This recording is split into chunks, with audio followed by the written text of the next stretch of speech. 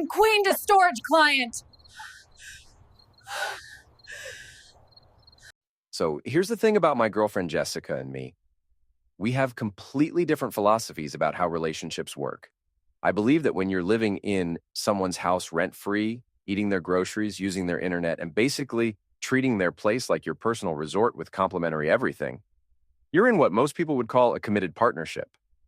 Jessica, on the other hand, seems to think she's some kind of celestial goddess, and I'm just a pathetic little moon orbiting around her magnificent presence. We've been dating for 2 years now, and she moved into my place about 6 months ago under the guise of saving money.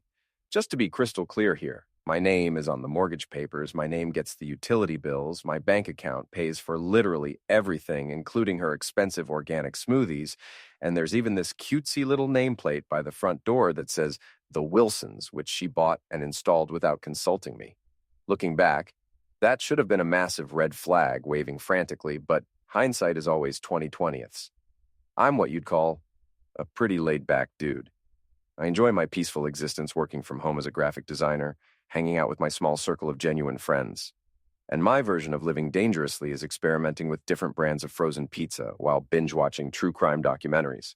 Jessica operates on a completely different frequency. Her entire existence is basically one long performance piece, and her devoted audience consists of 3 obnoxious friends who I've mentally nicknamed the Harpies.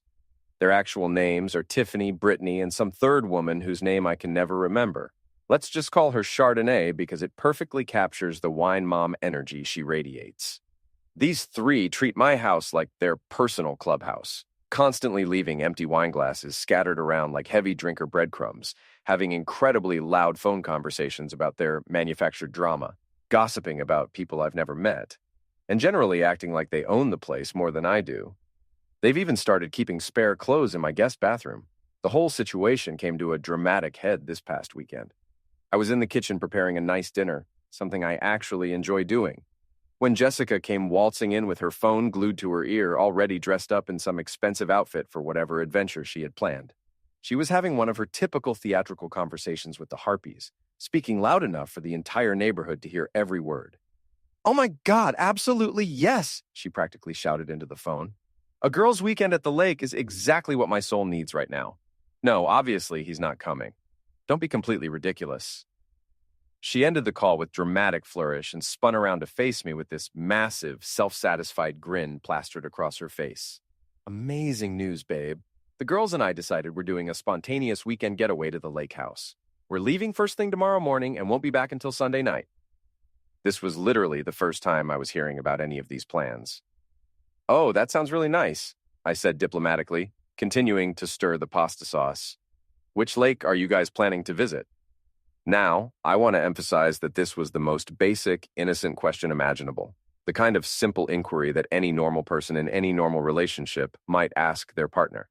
But Jessica stared at me like I had just requested she solve advanced calculus while speaking fluent Mandarin. She let out this sharp, mocking laugh and immediately turned to Tiffany, who had materialized in my kitchen doorway like some kind of designer-clad demon. "Can you actually believe this guy?" Jessica announced, rolling her eyes so hard I'm surprised they didn't fall out.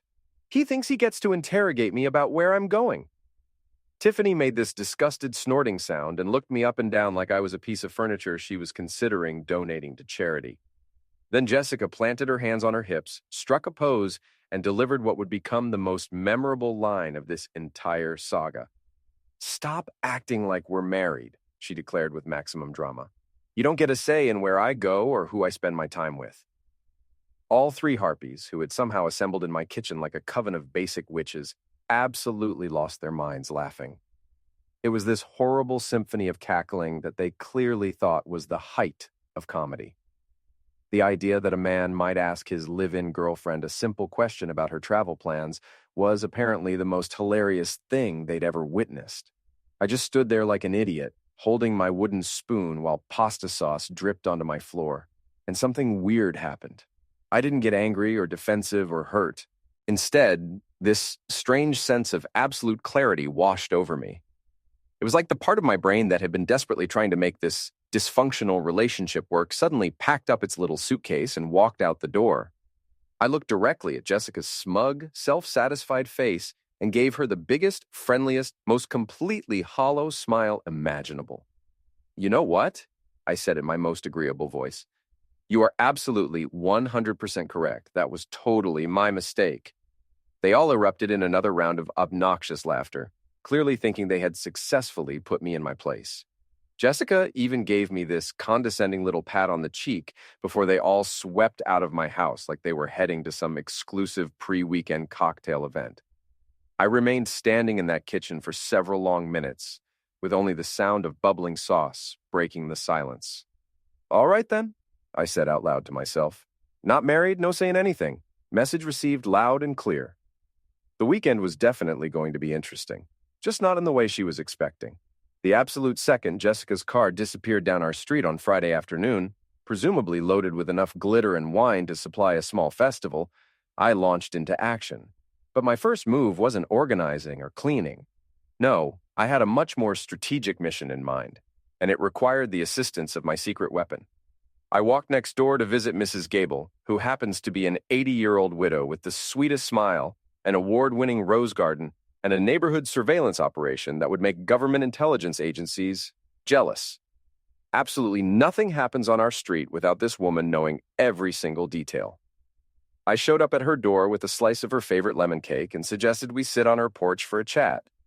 Mrs. Gable, I began after we'd covered the usual topics of weather patterns and the ongoing criminal behavior of the local squirrel population, I find myself in a rather interesting situation and I could really use your assistance. It would involve a small amount of amateur theatrics. Her eyes immediately lit up with excitement. This woman loves neighborhood drama more than she loves her prize-winning roses, which is saying something. I proceeded to explain the entire situation, including Jessica's exact words about not being married and not getting a say. I didn't need to exaggerate or embellish anything. The raw truth was damaging enough on its own. By the time I finished my story, Mrs. Gable was patting my hand with a look of righteous indignation that could have melted steel. That shameless little hussy, she declared with conviction. Don't you worry about a thing, Tom.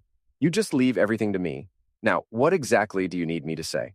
I provided her with a simple but effective script for when Jessica inevitably returned to find herself locked out of what she thought was still her home. Mrs. Gable approached this assignment with the enthusiasm and dedication of a seasoned Broadway performer preparing for the role of her lifetime. With my co-conspirator fully briefed and ready for action, I returned home to begin what I had mentally dubbed Operation Bachelor Pad Renaissance. For the past 6 months, my house had been systematically transformed into this soulless beige wasteland filled with decorative pillows that served no purpose, tiny bowls that held absolutely nothing useful, and artwork that looked like someone had run out of printer ink halfway through the job. There were throw pillows everywhere you looked, covering the couch, scattered on chairs, even arranged on the floor in what Jessica called casual seating areas. The coffee table was completely buried under decorative objects that existed solely to collect dust and make it impossible to actually place a coffee cup anywhere. It was time for a complete territorial reclamation project. I didn't just pack up Jessica's belongings. I approached it like curating a museum exhibit dedicated to the absurdity of her lifestyle. I gathered a collection of cardboard boxes and armed myself with a thick black marker. The first box was labeled, "Everyday clothes that all look identical." The second became fancy outfits for exclusive events I was never invited to. And my personal masterpiece, magical sparkly dresses that shed glitter on every surface in my house.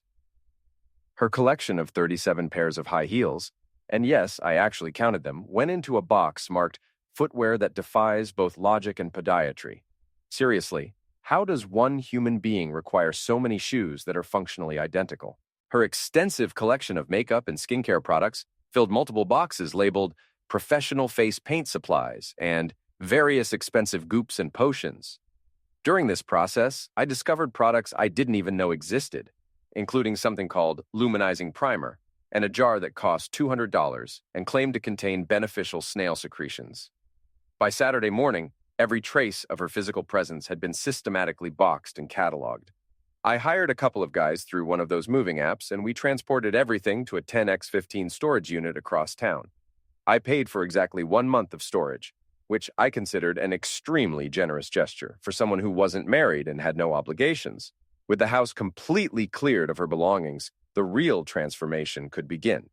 I embarked on a shopping expedition that would make any self-respecting bachelor proud.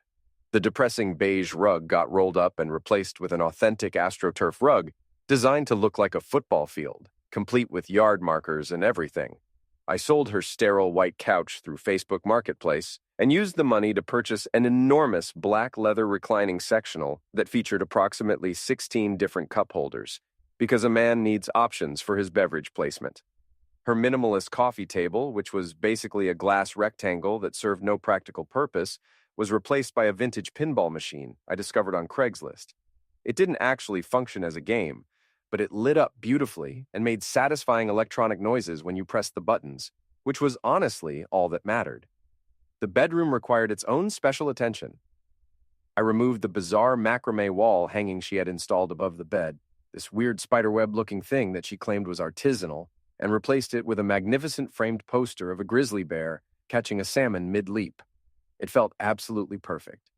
It felt like my home again. My final and most brilliant strategic move happened Saturday afternoon when I decided to visit the local animal shelter just to browse around. Exactly 1 hour later, I was driving home with Gus, a 120-pound St. Bernard puppy who was basically a furry, drooling, lovable destruction machine. Gus immediately claimed the new leather sectional as his personal throne and fell asleep snoring like a lumberjack who'd had a particularly exhausting day. The entire house had been completely transformed. It was no longer some sterile showroom designed for a depressing beige lifestyle. It had become a glorious fortress of unapologetic bachelorhood. I spent the remainder of the weekend playing endless games of fetch with Gus in the backyard, drinking beer directly from the bottle in my own living room without anyone making snide comments about my drinking habits, and systematically changing every password in the house. The new Wi-Fi network was renamed Get Your Own Internet Connection, with the password Definitely Not Married LOL. I also changed the Netflix password, the Amazon Prime password, the Hulu password, and even the password for the grocery delivery service she'd been using to order expensive organic products on my dime. Sunday evening found me relaxing on my new 16-cup holder sectional with Gus's massive head resting in my lap, just waiting. The storm was definitely coming, and for the first time in months, I felt completely, utterly, magnificently prepared for whatever was about to happen. Sunday night around 9 p.m., my video doorbell sent an alert to my phone.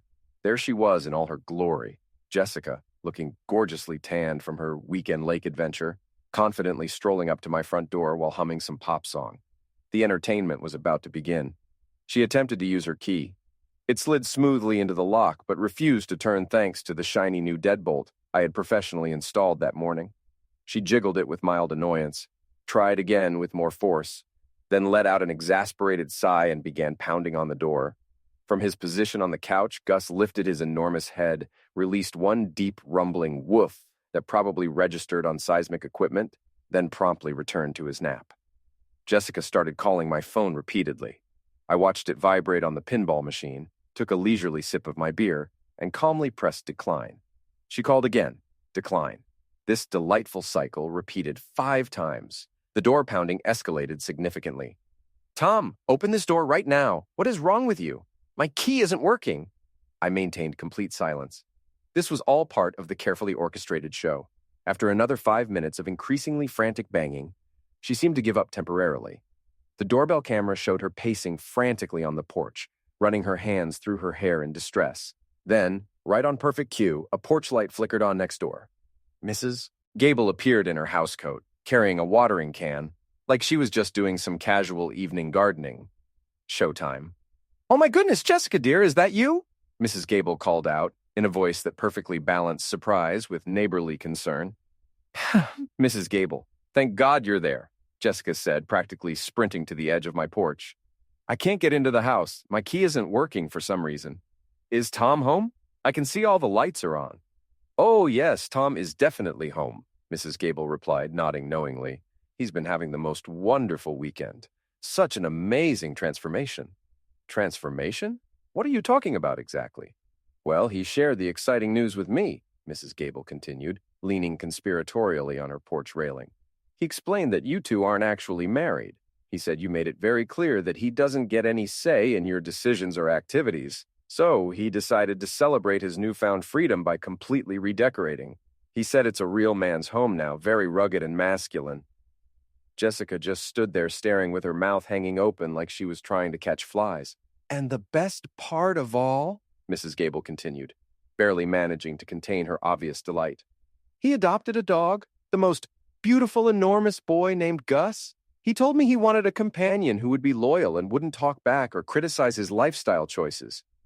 Isn't that just the sweetest thing? The expression on Jessica's face was an absolute masterpiece of disbelief, horror, and dawning realization. She slowly turned and pressed her face against my living room window. From my comfortable position on the couch, I could see her eyes growing wider as she took in the complete scene: the football field rug, the glowing pinball machine, and Gus, the magnificent St. Bernard, occupying what used to be her spot on the entirely different sofa. She made this sound that was somewhere between a scream of rage and a sob of despair. She frantically grabbed her phone and started sending me what appeared to be an entire novel's worth of angry all-caps text messages. That's when I decided it was time for my response. I composed and sent one simple, clear message. You said to stop acting like we're married. You said I don't get a say in anything. I completely agree with you. This is my house, and you don't get a say in how I choose to live in it. Since we're not married, I've moved your non-marital property to a secure storage location. The address is 123 Storage Way, Unit 42. The access code is 1234. You have exactly 1 month. Have an absolutely wonderful life. Then I blocked her number completely. The doorbell camera captured her reading the text message, looking at her phone in shock, staring through the window again, looking back at her phone, and then letting out a scream of pure, unadulterated rage before hurling her phone onto my front lawn. It was truly a spectacular meltdown worthy of awards consideration. She continued ranting and raving for another 10 minutes before Tiffany the Harpy arrived to collect her. The next day, the predictable social media campaign began in earnest. Vague posts about betrayal, about men who supposedly can't handle strong, independent women, accompanied by sad music and inspirational quotes about knowing your worth. It was all pathetically generic, but I still had one final card to play, and it was going to be absolutely perfect.